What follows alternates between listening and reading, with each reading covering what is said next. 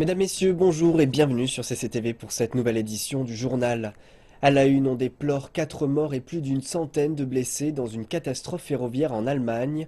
L'accident s'est produit près de Bad Aibling en Bavière. 2 trains régionaux sont entrés en collision. Des passagers se sont retrouvés coincés dans les wagons. La plupart ont pu être désincarcérés. Au moins 24 personnes ont été arrêtées et 48 policiers blessés dans les émeutes qui ont éclaté la nuit dernière dans le quartier de Mongkok à Hong Kong. Le chef de l'exécutif, Lam Chuning, a condamné ces actes, les qualifiant d'émeutes. Il a affirmé que la police ferait comparaître les coupables devant la justice. Il y a eu des émeutes aux premières heures du jour. Je pense que le public peut voir par lui-même à la télévision la gravité de la situation. Le gouvernement de la RAS condamne ces actes de violence. La police va appréhender les coupables et les traîner devant la justice. J'envoie aussi toute ma considération aux officiers de police et aux membres des médias qui ont été blessés.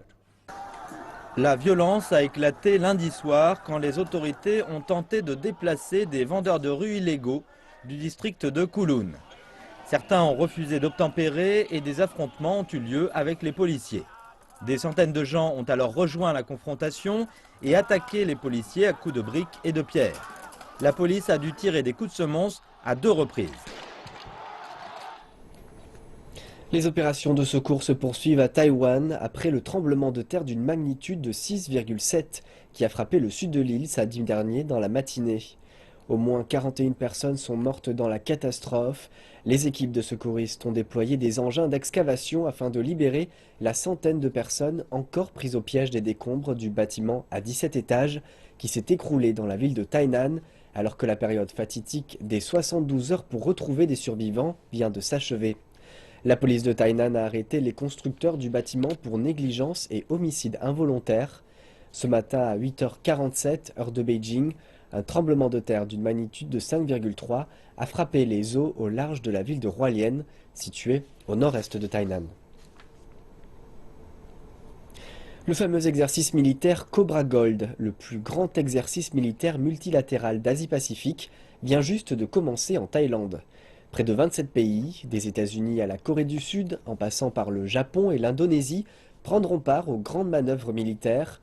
Les médias thaïlandais ont rappelé que cette année, l'exercice se concentrerait sur la coordination régionale et l'amélioration des capacités communes pour les opérations multilatérales, notamment dans la lutte contre la piraterie et l'aide humanitaire en cas de catastrophe naturelle. À moins d'un an de l'élection présidentielle américaine, les candidats à la succession de Barack Obama à la Maison-Blanche continuent de se livrer à une lutte, tant du côté démocrate que républicain. Le scrutin de ce mardi dans le New Hampshire est la deuxième étape des primaires pour désigner les candidats à la présidentielle du 8 novembre, un vote qui devrait permettre aux candidats les plus sérieux de se démarquer. Reportage. Les candidats à la présidentielle américaine ont passé des mois à parcourir le New Hampshire en multipliant les poignées de main et en dépensant des millions de dollars. Mais ce n'est toujours pas suffisant pour plusieurs électeurs de ce petit État du nord-est du pays, où le tiers de ceux qui vont voter sont toujours indécis. La première primaire d'une longue saison politique, le New Hampshire a une longue histoire de faire des demandes aux candidats pour garantir leur appui. C'est un endroit où peu importe si vous êtes gouverneur ou même président, peu importe qui vous êtes, vous devez passer à travers le filtre des gens qui demandent que vous preniez un peu de temps pour parler avec eux, selon leurs règles, pas les vôtres, leurs règles. C'est une réalité. Les électeurs de l'Iowa et du New Hampshire réussissent à obtenir plus de temps avec les candidats que dans les autres États. Mais est-ce que le New Hampshire, avec sa population de 1,3 million de personnes et qui est peuplé à 94 % de Blancs, devrait avoir autant de poids dans le choix du président? Les gens accordent de l'importance à des gestes qui leur donnent l'impression qu'on les écoute et que vous les connaissez intimement. Je ne pense pas que notre système ait encore du sens. Au nord des États-Unis, les électeurs canadiens se sont plaints que la campagne de 11 semaines pour élire leur nouveau premier ministre avait été trop longue. D'ailleurs, plusieurs pays ont des lois qui limitent la durée des campagnes électorales. Les citoyens du New Hampshire se font marteler par des spots télévisés. On estime que lorsque la campagne de 2016 sera terminée, les candidats auront dépensé quelques 5 milliards de dollars. Environ 80% de cette somme ira dans des campagnes télévisées. La démocratie coûte cher. C'est la leçon qu'on peut tirer de cela. Ted Cruz a annoncé son intention de devenir candidat à la Maison-Blanche le 23 mars dernier, soit près de 600 jours avant l'élection générale. Mais quand est-ce qu'on peut dire que trop, c'est trop? Je pense que les gens doivent en avoir assez. Les gens doivent se dire « c'est devenu complètement fou ». Les candidats qui passent un temps fou à faire campagne doivent eux-mêmes se dire « assez, c'est assez ». Les États-Unis s'inquiètent d'une possible propagation du virus Zika alors que certains pays d'Amérique du Sud sont durement touchés. Il y a urgence à développer la recherche et la prévention. 15 mois après avoir demandé de l'argent pour combattre le virus Ebola, les deux principaux responsables américains de la santé reviennent au Congrès demander 1,8 milliard de dollars pour combattre le virus Zika. Nous nous attendons à ce que dans les mois plus chauds à venir, il y ait plus de risques. C'est donc le moment pour réévaluer à la hausse des diagnostics. Réévaluer à la hausse, parce qu'avec plus d'1 million de personnes infectées par le Zika au Brésil et des dizaines de milliers de personnes en Colombie, l'inquiétude sud-américaine concernant le Zika devient maintenant aussi nord-américaine. Washington et 10 États américains ont d'ores et déjà rapporté quelques 50 cas. Les officiels états-uniens de la santé disent qu'il faudra au moins de 3 à 5 ans pour développer un vaccin. Leur attention principale est de créer un meilleur test pour détecter le virus. Un test qui ne soit pas induit en erreur par la présence d'autres maladies portées par les moustiques, comme la dengue ou la fièvre jaune. Nous voulons développer un test qui dise immédiatement s'il s'agit du Zika ou d'autre chose. Les femmes enceintes aux États-Unis seront les premières à recevoir le test, si elles ont récemment voyagé en Amérique centrale ou en Amérique du Sud. Et environ 400 millions de dollars demandés seront affectés à la lutte contre la propagation du virus en dehors des États-Unis. Ce week-end, le Pérou et l'Équateur ont signé un accord pour empêcher que les cas de virus en Équateur ne se propagent au Pérou lors du voyage de carnaval. Au Pérou, nous n'avons toujours pas de transmission. Pour le moment, nous n'avons qu'un cas importé de Zika, d'un citoyen vénézuélien qui est venu au Pérou par voie terrestre. Et en Amérique centrale, où une poignée de cas ont été rapportés, les Honduriens font de la prévention de la transmission du Zika un projet national. Les chiffres de l'Organisation de coopération et de développement économique montrent une grande stabilité de l'économie mondiale. L'indice de cette organisation se situait à 99,7 points en décembre dernier, en baisse de 0,1 point par rapport au mois précédent, un indice supérieur à 100 points suggérant la croissance. L'OCDE fait savoir que les économies chinoises et brésiliennes se stabilisent. L'organisation affirme aussi que les États-Unis et la Grande-Bretagne montrent des signes de ralentissement, avec des signaux similaires en provenance du Canada et du Japon. Les prix de l'or achèvent ce mardi une hausse de 8 jours consécutifs dans un contexte économique global toujours marqué par le ralentissement. L'or s'est changé ce mardi sur le NYMEX à près de 1190 $ l'once, après avoir atteint le seuil symbolique de 1200 $ l'once lundi. Entre-temps, de plus en plus d'investisseurs augmentaient leur prise de position sur l'or. Les chiffres indiquent qu'au cours des 5 premières semaines de l'année, les mouvements de capitaux liés aux échanges sur l'or ont augmenté de 8%. Il s'agit de la meilleure performance de début d'année enregistrée depuis 2011. Les analystes rappellent que les prix de l'or continueront à augmenter à court terme en raison de l'atonie globale des marchés financiers. Les prix du pétrole brut maintenant ont rebondi mardi après une forte baisse à la session précédente. Les inquiétudes concernent la surproduction et le manque de prise de décision des producteurs. Le brut américain est en hausse de 49 cents et s'échange désormais à 30,18 $ le baril. Le Brent est quant à lui à 33,23 $ en hausse de 35 cents le baril. Les analystes indiquent que les prix du pétrole ont souffert de la chute des marchés américains, eux-mêmes en proie à des inquiétudes concernant le ralentissement de l'économie mondiale. Ce mardi était le deuxième jour de la fête du printemps. Traditionnellement, les Chinois présentent des offrandes à Tsai Shen, le dieu de la richesse.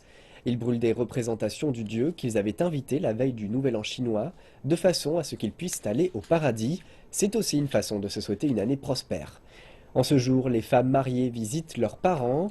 Les Chinois ne manquent pas de manger des plats délicieux. Dans la province du Fujian, ils mangent des nouilles, un must pour le premier repas de la nouvelle année. Et le banquet de la longue rue à Wuzhen est une tradition qui remonte à plus de 100 ans. Le box-office chinois a établi un nouveau record dans tout le pays pour un lundi, premier jour de la nouvelle année lunaire du singe. Le total des ventes de tickets a atteint les 660 millions de yuans, soit près de 100 millions de dollars de recettes enregistrées pour une seule journée. Pour son premier jour de l'affiche, The Mermaid, film réalisé par Stephen Chow, est déjà en tête du box-office. Les deux autres films, From Vegas to Macao 3 et The Monkey King 2, sont également sur le podium en réalisant plus de 100 millions de yuans pour leur premier jour à l'affiche. Les Chinois profitent depuis dimanche dernier d'une longue semaine de vacances pour célébrer la fête du printemps. Les célébrations du Nouvel An chinois battent leur plein à travers le monde entier. Le plus grand temple bouddhiste de tout le continent africain a également pris part aux célébrations en adressant des messages de paix et de bouddhisme humaniste en cette nouvelle année du singe. À seulement 50 km de Pretoria, on retrouve l'un des plus impressionnants temples bouddhistes d'Afrique. Le temple Nanhua, qui signifie splendeur du Sud, est le plus grand temple et séminaire bouddhiste de tout le continent. Conçu pour être un complexe culturel et éducatif, à la croisée de différentes cultures, la mission de Nanhua est de propager le bouddhisme humaniste à travers toutes les nations. Aujourd'hui, ce lieu unique accueille des centaines de personnes à la recherche d'une lumière et d'une paix intérieure, mais également d'une manière différente de célébrer le Nouvel An chinois. L'un des aspects les plus importants de la culture chinoise est la recherche de l'harmonie. Et je pense que cela est évident pour de très nombreuses personnes en Afrique du Sud et dans les régions voisines, car elles sont elles-mêmes très sensibles à la recherche constante de la paix et de l'harmonie dans leur société. Au fil de la journée, de spectaculaires cérémonies dédiées au dharma chinois se sont succédées pour accueillir la nouvelle année du singe. Les visiteurs ont tous été agréablement surpris. J'aime le mélange des couleurs et j'aime tout particulièrement l'ambiance qui règne ici. On peut ressentir le mariage entre l'amour, les couleurs et les personnes présentes. C'est une façon très agréable de passer un dimanche matin. Je suis très ravi d'être ici. C'est la première fois que j'assiste aux célébrations avec des Chinois. Mon nom signifie la paix et je souhaite que la paix puisse régner à travers le monde entier. J'espère que cela attirera la prospérité, et pas seulement pour moi-même. J'espère que l'agilité, l'unité et plein d'autres bonnes choses se répandront à travers le monde. Chaque année, les célébrations organisées par le temple apportent leur part de joie et de beauté au pays arc-en-ciel qui s'approprie toujours plus les coutumes et les traditions chinoises. À Sydney également, les activités battent leur plein pour le plus grand festival de la fête du printemps en dehors de Chine. Les commerçants et entreprises ont recours à des approches créatives pour profiter de l'augmentation du nombre de visiteurs chinois. Après presque 40 ans dans le métier, Leslie Chan sait comment vendre. Notre riz au poulet est considéré comme le meilleur de Sydney. Il connaît également l'impact que le Nouvel An chinois Sydney aura sur son restaurant de Chinatown. Il ne fait aucun doute que de nombreux touristes vont venir. L'Australie est devenue une destination de voyage très populaire parmi les Chinois, rendue encore plus attirante par la baisse récente du dollar australien. L'année dernière, jusqu'au mois de novembre, elle a attiré plus d'1 million de touristes chinois qui ont apporté près de 8 milliards de dollars à l'économie du pays. Cela s'est avéré une étape importante pour nous car cela a représenté une croissance significative au cours des 3 ou 4 dernières années. Mais à l'échelle mondiale, la concurrence pour le secteur du tourisme chinois augmente également. Cela pourrait aider à expliquer pourquoi Tourism Australia a décidé d'utiliser un passe-temps populaire et de l'agrandir à l'extrême. Au départ utilisé pour attirer les touristes japonais à la fin de l'année dernière, le Giga Selfie sera lancé à Sydney à la fin du mois prochain. Dans des lieux spécialement indiqués, il permettra aux utilisateurs de prendre des selfies démesurés à travers un service passant par les smartphones, avec une vue de l'ensemble du paysage. Ce que nous souhaitons faire avec ce service, c'est de donner aux gens l'opportunité de prendre des photos de vacances mémorables pendant leur séjour à Sydney. Et bien entendu, partager ce cliché avec des amis et la famille de retour au pays. Certaines entreprises comptent sur la popularité des hauts lieux touristiques pour tenter d'attirer davantage les visiteurs chinois. La compagnie Bridge Climb a ainsi mis en place un service de karaoké au sommet du Harbour Bridge de Sydney. Il y a eu un bon retour de la part du marché chinois l'année dernière. Nous avons vu nos ventes progresser de plus de 64% par rapport à l'année précédente. La fête du printemps, c'est l'opportunité en or de l'année. Des bénéfices potentiels qui en font rêver plus d'un ici à Sydney. Parlons maintenant du rôle de la Chine dans le développement du secteur de la télévision en Afrique. Il y a peu de temps, une série télévisée chinoise a pour la première fois été traduite en swahili pour devenir un succès, mais peu de personnes connaissent l'histoire africaine de l'entreprise à l'origine de cette idée. Reportage en Tanzanie. Joan travaille depuis la fin de ses études il y a 3 ans comme technicien pour une société chinoise. Son travail consiste à installer des antennes satellites. Les conditions de travail sont difficiles, en particulier en été.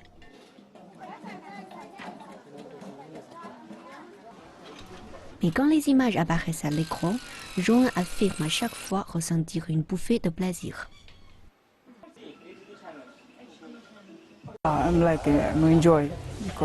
J'aime mon travail. Quand vous aidez un client à avoir ses chaînes, il va être super content et je suis super content aussi car je peux résoudre son problème. Abonné depuis 1 an, Salum est un grand fan de football et de films de kung-fu. Il a décidé d'améliorer son équipement pour pouvoir recevoir plus de chaînes. J'utilise cet équipement depuis 1 an seulement, Star Times. La chaleur ne faiblit pas alors que Joan poursuit son travail. Après avoir installé une antenne, il rend visite aux clients vivants à proximité. De nombreux Tanzaniens ont l'opportunité de mieux comprendre la Chine à travers des feuilletons chinois traduits. Certaines séries doublées en swahili sont très accueillies par les spectateurs locaux. Dans un futur proche, davantage de feuilletons similaires seront diffusés et ils renforceront ainsi les échanges culturels entre la Chine et l'Afrique. J'adore regarder des émissions chinoises car j'adore la culture chinoise.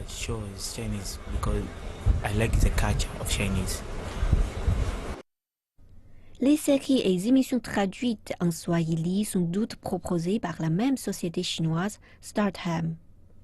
Elle est présente dans 28 pays africains et couvre 6 millions d'utilisateurs. L'objectif de StarTime est que chaque foyer africain ait accès pour un coût raisonnable à la télévision numérique. C'est cette vision qui lui a permis d'attirer nombre de jeunes talents comme Tang Jingyu. Après avoir obtenu son diplôme de Swahili, il est venu travailler à Dar es Salaam. Il travaille depuis 1 mois à la promotion de la société, ce qui l'oblige parfois à se donner en spectacle devant le public. Vendeur n'a jamais été un métier facile, mais Tang Jingyu semble s'adapter aisément. J'ai beaucoup appris en l'espace d'1 mois, des choses liées au travail pour apprendre à mieux connaître la population locale. J'avais fait un échange étudiant dans la capitale pendant 8 mois, mais cette fois c'est complètement différent car avec mon travail, je peux voir les choses de plus près et connaître plus de gens.